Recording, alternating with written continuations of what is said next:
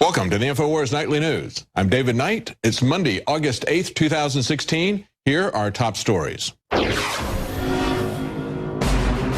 Tonight, Donald Trump details his plans to make America great again. And for starters, that means no more Obamacare. We are going to terminate Obamacare and replace it with something.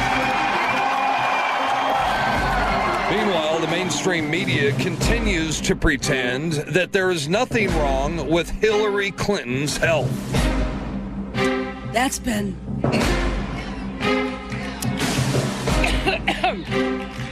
Whoa. Plus, Iran wants more money from Obama as they urge him to use his remaining time in office to return $2 billion in frozen Iranian assets. Show me the money.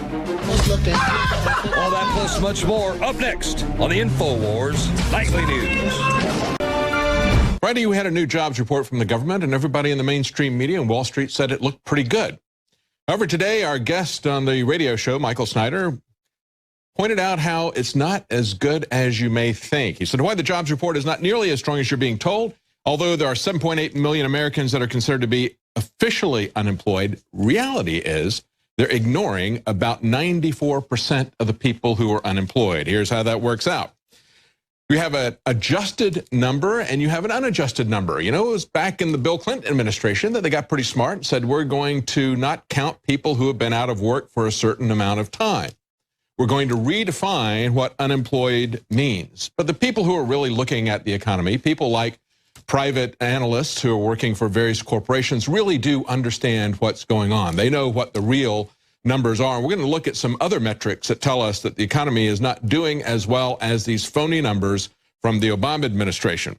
This is a Mitsubishi strategist, John Herman. He wrote a short note right after the report. He said, job headlines overstates the strength of payrolls. He added that the unadjusted data shows a middling report that's nowhere as strong as the headline. And he added that the private payrolls unadjusted were only 85,000 higher in July versus the seasonally adjusted 217,000.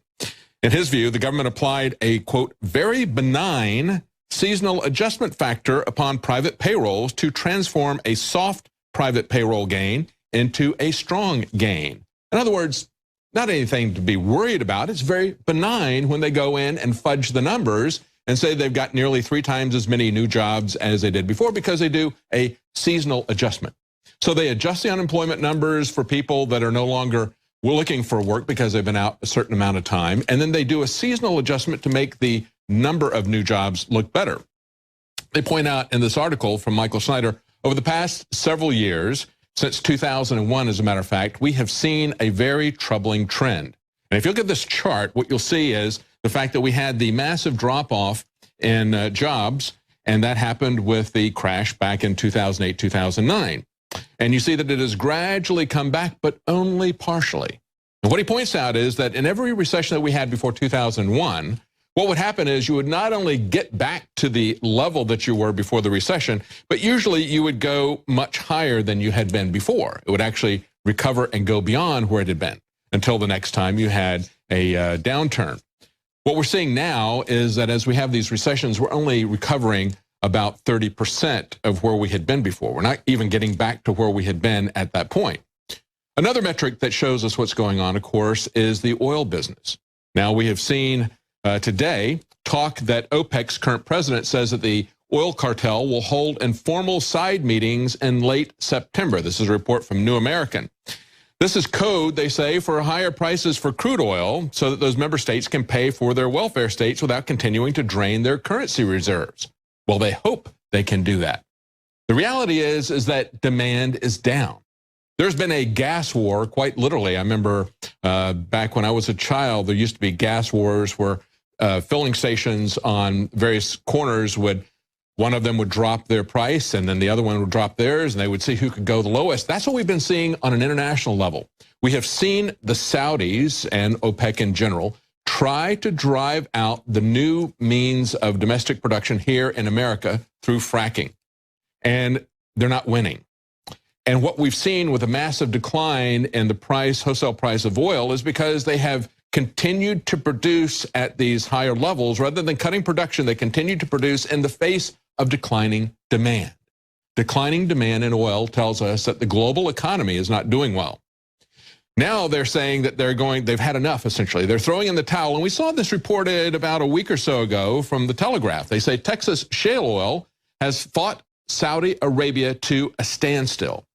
Remember, it was only, I guess, about a year ago that we were talking about projections that they might get down to $40 a barrel, or they might get down to, then it became $20 a barrel. And it's like, well, how low can they go? The Saudis said, we can take this down to 20 and we can hold it there until we shut down all the domestic shale oil production in the United States. But guess what happened? We've got this report from the Telegraph where a fracking executive says that they can go down, their costs can go down to $2.25 per barrel pre-tax. Okay, so basically what they have done with shale oil is to fight the Saudis into capitulation. So now the Saudis are saying, well, we're now going to cut supply to see if we can get the price up. They've had enough. They've thrown in the towel, so to speak.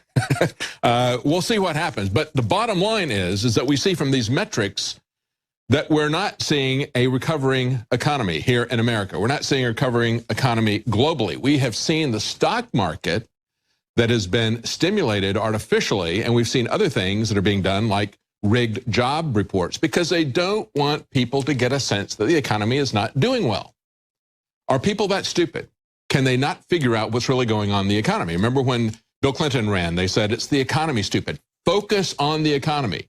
And we see that Donald Trump did that today very concisely and surgically. He went to a place where we have seen Democrat policies have their full fruition here in the United States. That, of course, is Detroit, Michigan. It is a shell of its former self. It's one of the poorest areas in the country, having once been one of the richest areas in the country. And why is that? Two reasons: Democrat economic policies on the welfare state and an exportation of our manufacturing base abroad. And so Donald Trump went there to lay out his economic proposals. He went after his Democrat opponent on Monday, told Americans they can expect to see more devastating economic effects like Michigan's once bustling industrial metropolis if Hillary Clinton becomes president. He said, the city of Detroit is the living, breathing example of my opponent's failed economic agenda. He said, Detroit tops a list of the most dangerous cities in terms of violent crime. These are the silenced victims whose stories are never told by Hillary Clinton, but the victims whose suffering is no less real or permanent. And here's the bottom line, folks. Why did it get this way? Besides a massive export of jobs, which she still supports. She and her vice presidential candidate, Kaine, support the continued export of our jobs through TPP, through TTIP, the transatlantic, trans-Pacific trade deals that they say. They're about far more than trade, but they will allow our country's economy to be managed by people abroad.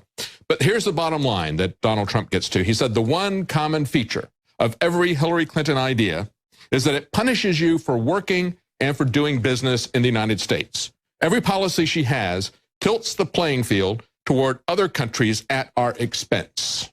And when we go back and we look at what's happening in the Texas shale oil business, when we look at what's happened to our coal business, why did the coal business shut down?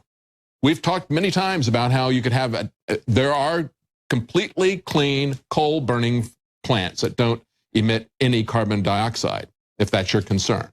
Quite frankly, I don't buy man-made global warming, but if you're concerned about that, that's not an issue. Nevertheless, Obama has decided that he will shut down the coal industry. He said when he was running the first time, yeah, you can build a coal plant, but it'll bankrupt you. And now he is bankrupting West Virginia and the other places who have ample supply of coal and other fossil fuels that could be used cleanly. The bottom line is, if we are allowed to compete, America can come back. But we have a government that is our biggest obstacle to wealth. And so Trump proposed a plan. He said, we're not only going to make America great again, we're going to grow America again. And he has released a few things that are interesting. But of course, the mainstream media doesn't cover that. What you'll see in most of these mainstream media reports, if you look at it, they'll say, well, Donald Trump said he's going to reduce some taxes. He's going to reduce the number of different income tax brackets. In other words, simplify the tax code in a number of ways, give us tax credits for child care and some other things. But Let's talk about his bad week last week. Let's talk about the fight that he had with the Sharia lawyer, Khan. That's what they do in virtually every one of these stories. They'll briefly talk about what he has proposed financially, the fact that he wants to reduce and simplify the tax code. I would like to see the tax code just eliminated, but simplification and reduction is a good beginning. We might ask why the government would not allow us to get credits for the things that it says are so important that they have to provide them for us or force us to get them. See, that's the difference in the way Trump approaches this. We can see specificity in his proposals. Many Republican establishment people have criticized him. They say, look, he says he's going to repeal and replace Obamacare, but we need details. We have reported here at INFOWARS many times about the details in Donald Trump's health care plan. He has a very detailed proposal on his site, and it's been there for about 6 or 7 months. He has talked about what he wants to do, and basically, as a reinstatement of this, when he talks about the proposal, he has a very detailed 7-point plan. And if you look at it, it's very much market-oriented and against mandates and against federal control. Instead of holding a gun to your head, what he'll do is give you an incentive with tax deductions, allow you to set up a health savings account, give competition a chance, because we have a government that wants to talk about free trade, but they don't want to have free trade in America, competition in America on insurance rates. So they draw lines around the states and say, no, you can't have an insurance company that's in this state compete in another state. They create artificial barriers to trade because the rules were written by the crony capitalists. So when we look at his healthcare reform plan, which is very detailed, and it's an economic issue for sure, here it is: repeal Obamacare. No person should be required to buy insurance. Eliminate the individual mandate. Number 2, modify existing law that inhibits the sale of health insurance across state lines. Number 3, allow individuals to fully deduct their health insurance premiums. Incentivize it, in other words, and then give us the information to know who the low-cost health care providers are. Provide price transparency, price information, so you can make that decision. Give you power as a consumer, give you the freedom as a consumer, create a free market with competition, and then give you information about the price of healthcare providers. That's basically it. It's a free market approach.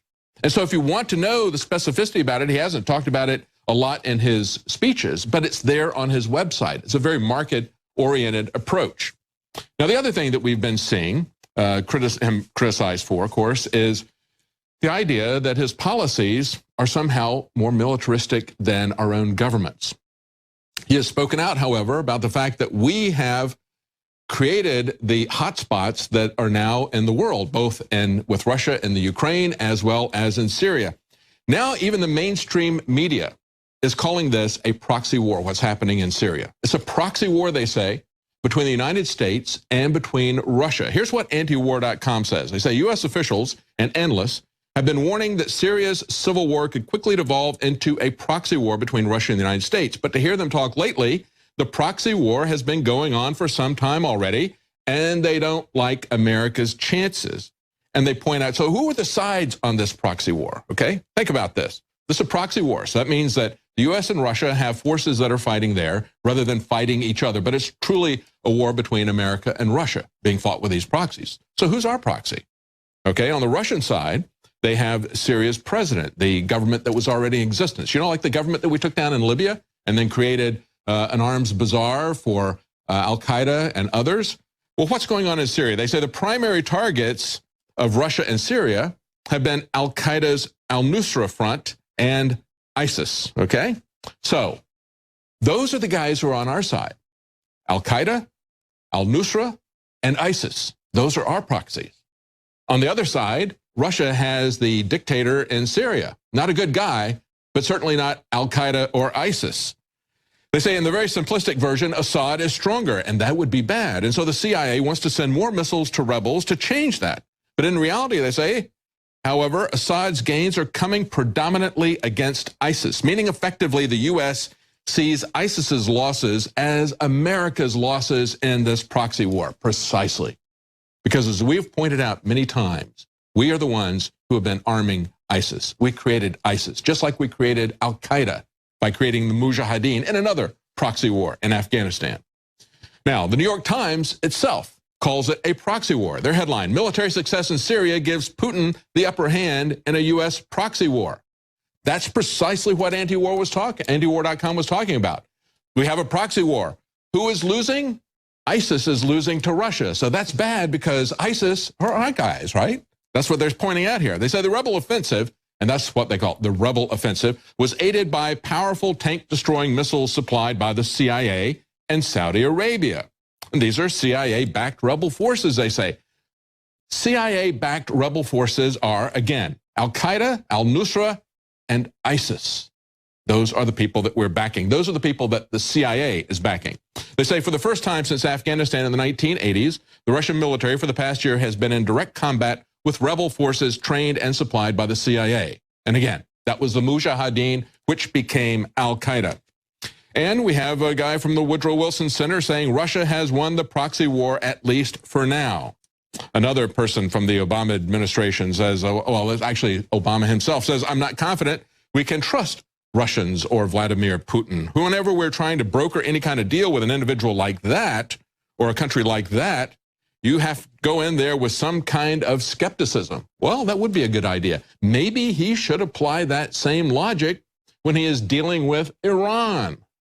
But no, he gives Iran everything that they want, even violating the law against the sanctions, also violating laws against money laundering, helping out a state that he himself has identified as a terrorist state.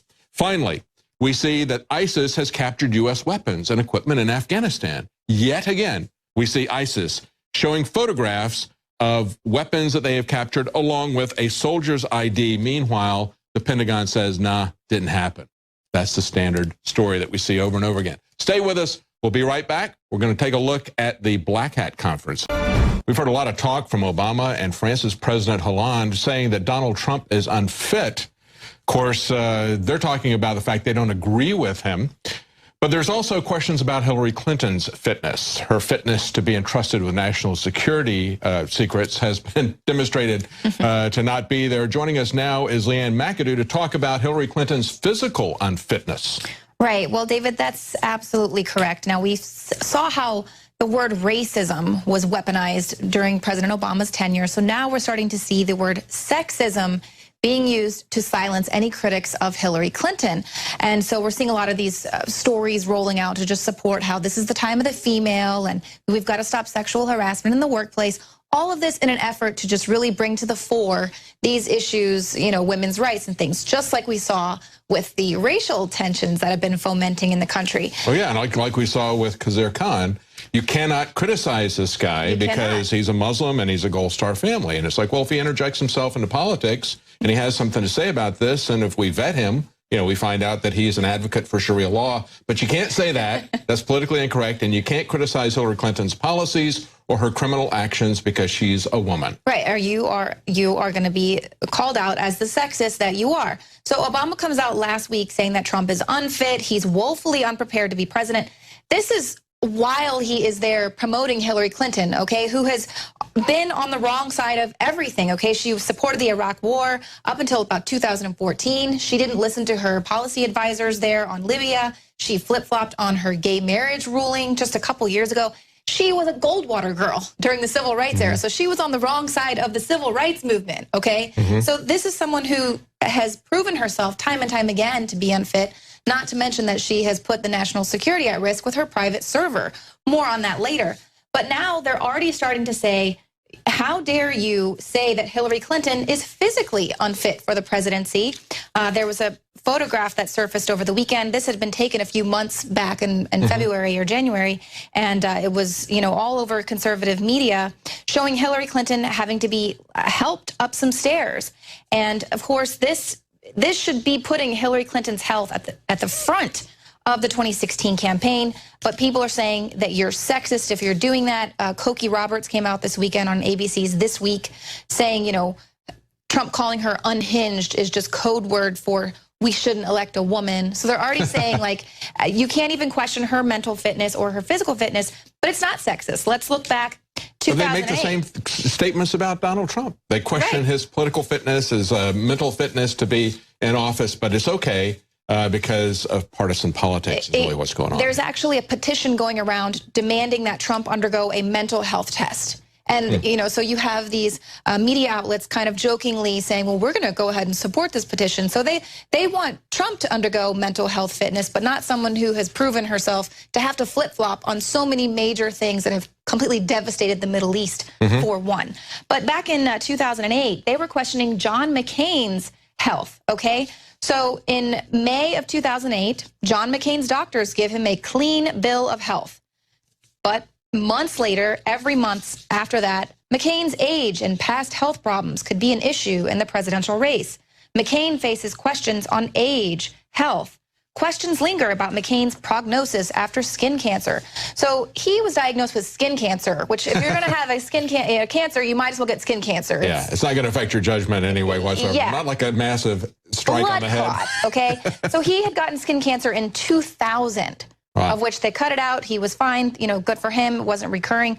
But this is now 8 years later, and they're using that against him. Hillary Clinton had a fall in 2012 where she got a massive blood clot on her brain. She is taking Coumadin, a blood thinner, to this day, which you shouldn't really have to do that. I mean, that just shows that she is a high-risk patient if she's consistently on this blood thinner every single day of her life for something. So this was just about 4 years ago. Maybe and another reason why she wears the Chairman Mao suits, because that can also cause you to bruise very easily. It's a very telltale thing. I know because my dad had to take Coumadin after some blood clot issues, and he would bleed very profusely if he was ever cut or nicked, even with anything, and he had massive bruises on his arms usually because he kept working. Wow, So, that is a very interesting conspiracy theory. So you mean she's not just dressing for the job she wants?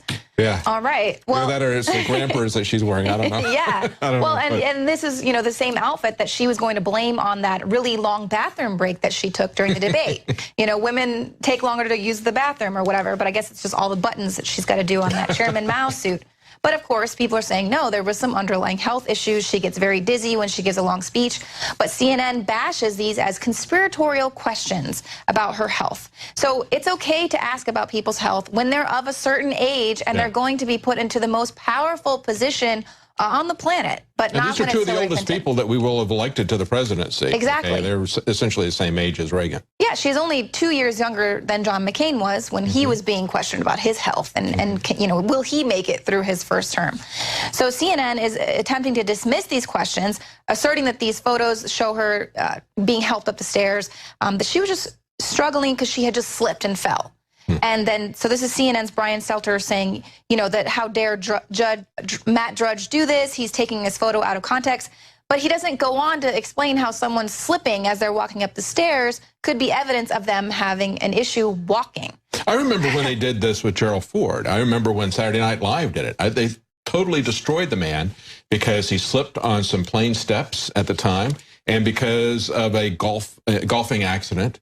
And so you had National Lampoon and these Mad Magazine, they had him sticking an ice cream cone on his forehead. I mean, everybody was making fun of him, and they laughed the man out of existence. Not that I'm a Gerald Ford supporter, but that was the way the Democrats came after Gerald Ford and the comedians who are part of the Democrat establishment. Right, and we can't even ask these very serious questions. People say, well, why does it matter about her health? When you have to make decisions with your brain, it really matters if you have blood clots on your brain or a physical impairment that causes you to be dizzy, to feel faint, to have uncontrolled facial seizures there. And, you know, people just are pushing this to the side saying, you know, we need our first woman president. But CNN fails to point out how we have really high-level federal agents saying that no, they have plenty of people that have worked on her team saying it's not just the fact that she has issues walking and she needs help, but she also has to sit down and rest a while after she gives a speech. She gets very dizzy, very fatigued, to the point where she gets very pale, sweaty, disoriented. We know Huma, her aide there in the email, said that Hillary is often confused, so you have to explain things to her over and over again. That was amazing. So let's make her the most powerful woman. Who is often confused. Yes, she's often confused. She doesn't know how to use technology, so she sets up this private server. And we just had these two meltdowns at the end of the week where she said she's going to raise taxes on the middle class, referred to Donald Trump as her husband, that type of thing. Even though everything that she does is carefully scripted and telepromptered for her, she doesn't speak off the cuff like Donald Trump does. He'll go in and speak for an hour and a half. I mean, incredibly long time, just off the top of his head. And a lot of people said, well, you know, he needs to focus on the issues he wants to talk about, but they're not talking about how he can't manage to conduct a conversation over that period of time. Right. And they want to just pick apart certain things, saying he's mentally unfit, not pointing out the fact that he is a wildly successful entrepreneur, billionaire. So how do you do that if you're mentally unfit? It just doesn't make a lot of sense. Of course, we've seen Hillary Clinton's coughing fits, which is a side effect of a lot of the drugs that she's taking, Coumadin, the antihistamine. These are things that a lot of people report having a dry cough, and the older you get, the more susceptible you are to this side effect of this dry cough. And John Rappaport points out that, hey, this is a rat poison, okay, warfare. And so we're going to elect someone who's basically taking rat poison every single day. It can be totally lethal, giving you, you know, destroying your liver. But Martin Shkreli, I don't know if you remember him. He was kind of the most hated man on the internet for a while. He was the pharmaceutical exec that raised the price of an HIV drug about 1,000% overnight. Well, he came out, he's actually created a drug for one of the symptoms, the freezing gait that Hillary Clinton seems to exhibit. And so he came out saying, you know, I've got a 15-year background in drug discovery and pharmaceuticals, and she has pretty unmistakable signs of Parkinson's disease, and that a stroke or concussion would not explain the symptoms of freezing gait, as well as her making those perplexed facial movements. That is a Parkinson's-induced dyskinesia. So it's a classic symptom. So this is, you know, someone in the industry coming out and putting it on the line, saying that these are the symptoms that he would say it. Very interesting, because, you know, all this stuff about just be quiet, she's going to be the first woman president, and if she has major health issues, it's going to be Kane who's going to wind up being the president. Exactly. So you're not going to get a woman in that job. Now stay with us. When we come back, we're going to take a look at some of the things that were revealed at the hacking conference in Las Vegas. You'll be amazed what they can do to you. We'll be right back. The United States is being handed over to the United Nations. Obama recently announced that he will bypass Congress and seek a United Nations Security Council resolution to outsource the United States nuclear policy to an international body. The Daily Caller reports the Joint Comprehensive Plan of Action does not require congressional approval, but likely binds future U.S. government policy towards Iran. Obama's U.S. Attorney General Loretta Lynch wants to federalize the nation's police with the United Nations-backed Strong Cities Network. In 1999, Lynch was appointed by Bill Clinton to head the U.S. Attorney's Office in New York, and by 2002, according to Lynch's bio, she joined Hogan & Hartson LLP, now Hogan Lovells, as a partner in the firm's New York office. While in private practice, Ms. Lynch performed extensive pro bono work for the International Criminal Tribunal for Rwanda, established to prosecute those responsible for human rights violations in the 1994 genocide in that country. Human rights violations where between 500,000 and 1 million Rwandans were killed by their own countrymen. Bill Clinton later apologized for standing by silently and doing nothing. It is my hope that through this trip in every corner of the world, today and tomorrow, their story will be told. That 4 years ago in this beautiful, green, lovely land, a clear and conscious decision was made by those then in power that the peoples of this country would not live side by side in peace. During the 90 days that began on April 6th in 1994, Rwanda experienced the most intensive slaughter in this blood-filled century we are about to leave. We talk about Rwanda as a failure of U.S. policy, a failure to intervene, a failure to recognize what was going on, and a failure to take action to stop genocide. But if you look at the Clinton administration's approach to it throughout the entire period, what you really see is that it was actually a success of a policy not to intervene. It wasn't a failure to act. The decision was not to act. And at that, we succeeded greatly. The same company, Hogan Lovells, employed Gold Star father and recent Trump annoyance Khazir Khan. Lynch and Khan come from the Clinton Foundation stable of attorneys tied to Saudi Arabia, the Muslim Brotherhood, and a who's who of foreign dictators. Be forewarned, America. The Clintons and any of their lackeys will seek to hijack any and all crises for their own benefit. And with Saudi Arabia reportedly funding 20% of Hillary's campaign, it is vitally important to the aforementioned and other Clinton plants that Sharia law circumvent the U.S. Constitution. I mean, we're talking about a woman who exclusively used a private server to trade our deepest, darkest secrets, knew the thing was hacked, and still used it anyway. And was getting money. Accurately stated. Yeah, she was doing it on purpose, probably to sell them. I mean, I think your Secret Service guy, I think you're catching on to what I've been told. Hillary knew it was hacked. This was her plausible deniability to sell secrets right there for money to come back to the foundation. Well, I don't know, but I know the Clinton Foundation, I write this in the book too, is kind of like a shadow government. What they're trying to do with the Clinton Foundation is they're influence peddling. They're trying to get their people into these appointed special positions in the government. They're then selling influence through the Clinton Foundation for people who will then be able to, they'll be able to go back and contact those folks within the government and get things done and expedite them on kind of a governing, HOV lane. So their people get service you don't. Again, if you have any doubt you're being ruled, not governed, just look at the Clinton Foundation and how their friends get expedited service. And this is the ultimate DMV discrimination. I mean, against all Americans to have a second class, for the general public, and this elite class above the law, it's the essence of tyranny. And with the recent arrest of a D.C. Metro officer assisting ISIS, alarm bells should be ringing as to the scale of the infiltration by a radical jihadist network operating at all levels of our government. John Bound for INFOWARS.com.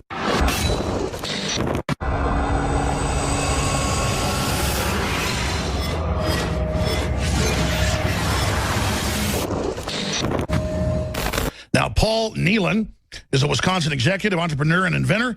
He has extensive leadership and operational experience in the manufacturing industry.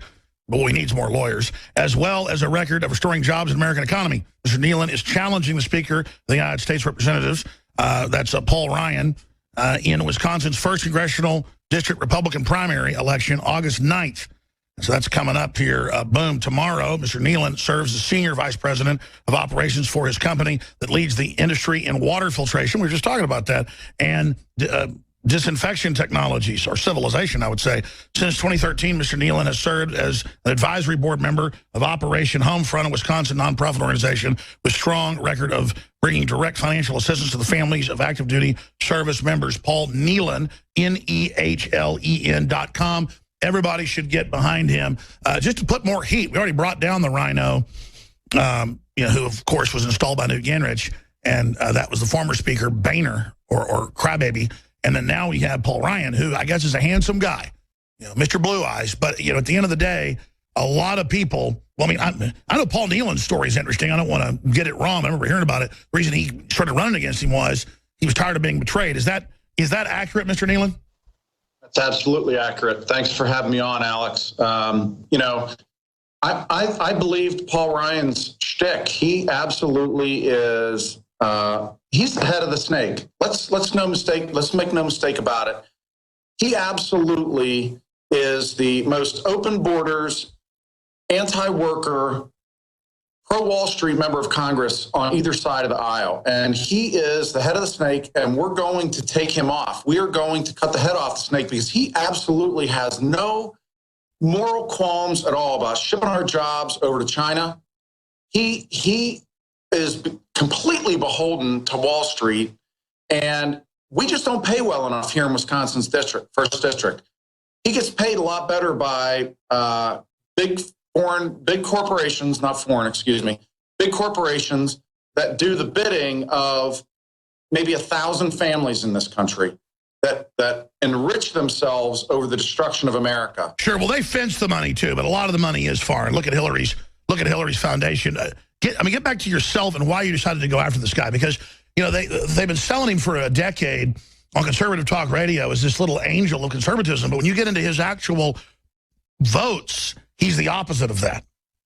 Exactly right. I'll out myself and say, hey, I was a Paul Ryan supporter until he came out as the mercenary champion of Fast Track Trade Promotion Authority for this Trans-Pacific Partnership. And when I read that, I read what Senator Sessions, God bless him, went out and reported on it. Alex, you know how I had to go to the New Zealand government website? I had to go to the New Zealand website because our own government had that information hidden from us. And you know what? I found out that everything that Senator Sessions reported on was absolutely true by going to the New Zealand website. Article 27 of TPP gives up U.S. sovereignty. It reduces the length of U.S. patents. I just got my 5th U.S. patent 3 weeks ago tomorrow.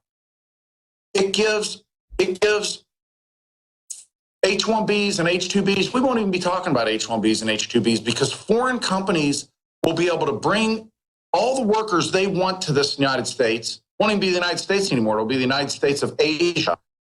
Paul Ryan is the globalist, soulless globalist head of the snake, and that's why tomorrow we're going to cut the head of that snake off. We're absolutely going to have Wisconsin's Independence Day tomorrow because we are sick to death of his lies and his deceit and his working on behalf of corporations. He could care less about us here in Wisconsin, workers. He could care less about Puerto Ricans. And yet he pushed through the Puerto Rico hedge fund bailout. He could care less about Wisconsin's pensioners, which way were sold those junk bonds invested in Puerto Rico. But his hedge fund managers, oh, he loves them. He loves them because they put money in his campaign coffers, and he has got visions of running in 2020. That's why he wants to stab Mr. Trump in the back at every opportunity. He doesn't want to see him succeed. I've said this before. Paul Ryan should be reporting in-kind contributions to Hillary Clinton's campaign because he's working on her behalf as opposed to working on behalf of Donald Trump. Well, I liken your race and others, win, lose, or draw, as patriotic duty, and I appreciate your time and energy to do this because I remember you talking about how when you first started running, how folks have been betrayed by him. Remember Eric Cantor. Now, he was way ahead in the polls on Election Day. He lost. We've learned these polls, especially in key races, trying to prop folks up, are absolutely staged. Well, it's August, and that means that it's time for the hacker conferences in Vegas, the annual Black Hat as well as DEF CON. We have both white hat and black hat hackers gathered together to look at system vulnerabilities. And of course, they had a fundraiser for Hillary Clinton. Pretty unprecedented for them to do that, and yet she really does, I think, represent job security to these people. She is the poster child for security vulnerability, isn't she? All you have to do is say, look at Hillary Clinton, look at what happened to her. Don't you want to protect your data? We're going to look at some of the things that they've uncovered, but before we do, I just want to go back and remind you of what happened with President-elect Obama in 2008. He'd won the election. He was waiting to be sworn in the beginning of 2009. And if you remember, there was a lot of talk at the time about how he had to surrender his smartphone. They had a specially prepared BlackBerry, which he didn't like, that had been prepared by the NSA. They'd stripped out a lot of functionality to make it secure. Isn't it interesting that as there were all these stories, and this went on, if you remember, for about a week or two, all these stories about how Obama had to surrender his smartphone because of vulnerabilities at the very same time, Hillary Clinton, Secretary of State chosen by Barack Obama, was setting up her network of private unsecured servers, where we now know she handled, sent, and received the highest level classification above top secret in an unsecured way. So when we look at the support of these hackers, it really does have to be job security that they're looking at. But let's take a look at some of the things that they unveiled here. Wired magazine reports a radio hack that can steal your keystrokes, and it works on millions of wireless keyboards. Now, understand, we've pointed out in the past that you're vulnerable with your camera that's on your monitor, with the microphone that's there to record you. We were called conspiracy theorists and everything. But now you can see pictures of Facebook's Zuckerberg with tape over his monitor, just like Alex Jones was doing 10, 15 years ago, warning people that that was possible. And of course, now when we look at them stealing keystrokes from you, this has been demonstrated with wireless keyboards, who you understand, those are communicating with the computer via a kind of a radio setup. So that's something that's fairly easily intercepted. But now they can also go in and type using that. They can not only see what you're typing, but they can make your computer type stuff that you aren't typing. to set you up or other things like that. Because we have to understand that the real sinister actors here are coming from various governments, including our own, going after people that they don't like. This is not anything new. 35 years ago, when I was working as an engineer, they had the capability to look at wired keyboards that were connected with a wire, not broadcasting the signals in a two-way radio setup, but wired to the computer. They could tell and they could monitor outside of the room. You had state actors who were able to do this. Any monitor, any wired keyboard could be monitored. They could look at it and see what you were typing. And this could be done by people who were outside of the building. They had tempesting programs, which are basically testing programs that you had to go through, certify the hardware to make sure that could not be done. And that was a vital part of getting most of the federal contracts at the time. But now we just put stuff on Hillary Clinton's private servers. And now it is supposedly news that an unsecured, unencrypted radio device can do this as well. And I guess the thing that surprised these people who found the hack, they said that they had no expectation that in 2016, companies would be selling keyboards without any encryption. But it gets worse than that. Take a look at the latest hack against a Jeep. And this is reported by ABC News. They say Jeep hackers are back at Black Hat with new and scarier methods. This is a pair of well-known hackers that we reported on last year. Now they found a way to take control of a Jeep Cherokee, but do it while it is moving at high speed. These two grabbed headlines last year showing how they could kill a Jeep's engine while it was traveling down a highway, and it prompted a recall of 1.4 million Jeeps and other vehicles by Fiat Chrysler. But now they say they can take over the vehicle while it is going down a road at speed. They're able to make the vehicle unintentionally speed up, or they can remotely slam on its brakes. They say if you can steer a car at any speed, that's pretty dangerous. That's right, it is. Just ask Michael Hastings about that. Remember when we told you about that? Just like the tape over the cameras and the fact that they're listening to you in the room with the computer, which they now freely admit as well. We told you at the time that happened with Michael Hastings. Look, they have the capability to do this. And of course, we were called conspiracy theorists. So they said we were paranoid about it. And they go on to say that Chrysler says that's not anything to worry about.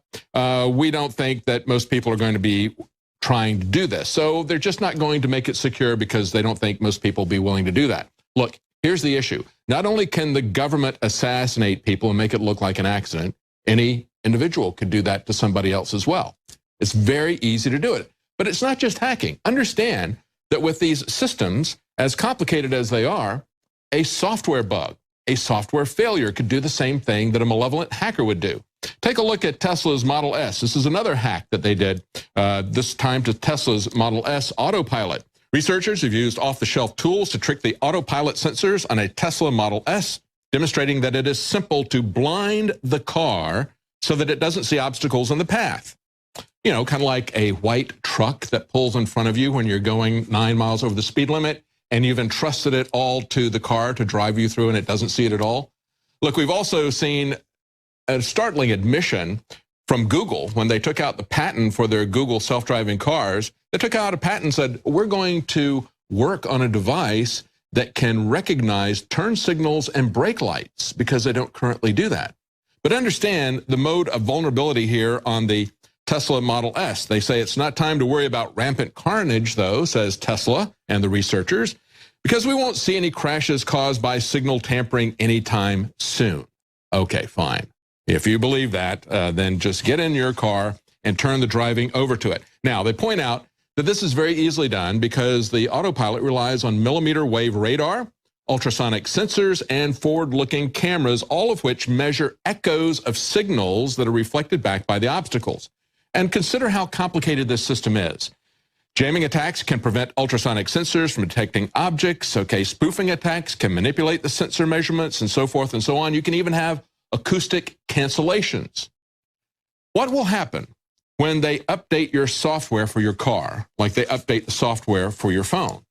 This is one of the reasons why I think that you're not seeing Tesla doing well in the stock market, even though the stocks themselves have gone up by a factor of 12 in 13 years. Tesla has only had one single quarter in which they have turned a profit. That's 0.2% of the time. You can always make money on Wall Street if you operate on the principle of the greater fool. And that's what we see happening here. They have not been able to ship the devices that they thought they would be able to. We have seen that an investigation of this fatal accident, they came out and said, no, it wasn't on autopilot. Well, the investigation says, yes, it was, in fact, on autopilot. And even though Tesla says they have controls to keep the cars from going more than 5 miles over the speed limit, it was going 9 miles per hour over the speed limit. And so how does Elon Musk and Tesla keep going when they have lost money every single quarter except one of the 13 years they've been in operation? Of course, as Eric Peters has pointed out, we've carried the story at INFOWARS.com, he is the crony capitalist king. He says if Elon Musk's various projects are so Iron Man fabulous, why do they all need so much government help? Shouldn't Tesla, Solar City, and SpaceX, all his companies, be able to stand on their own merit if they actually have merit?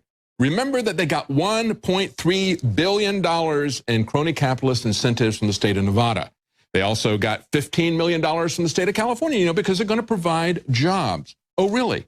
Is that what they're going to do? Understand altogether, and LA Times has reported on this as well, his ventures have gotten about $5 billion worth of subsidy from the government. Is he creating jobs with this? Look at this story from the Washington Post. Tesla's Model 3 factory could feel and look like an alien warship. In other words, absolutely no humans, which means absolutely no jobs are being created there. And they say, well, for decades, we've seen a trend in manufacturing where they put robots on the floor to help people. But Elon Musk wants to turn this into a whole new level with a factory that produces the upcoming low-cost Model 3, a machine that makes a machine, and he says it looks like an alien dreadnought. That's what he told investors on a conference call last Wednesday. He said that's what it'll look like once it is fully developed in about 5 years. He says its visage will likely inspire something between wonder and terror. He said the machine will ultimately be so complex that no humans will be expected to operate it directly or to participate in the actual building of each Model 3. That's what your $5 billion of subsidy for job creation to this crony capitalist buys you. Well, that's it for tonight's Nightly News. Join us again tomorrow night at 7 Central, 8 p.m. Eastern.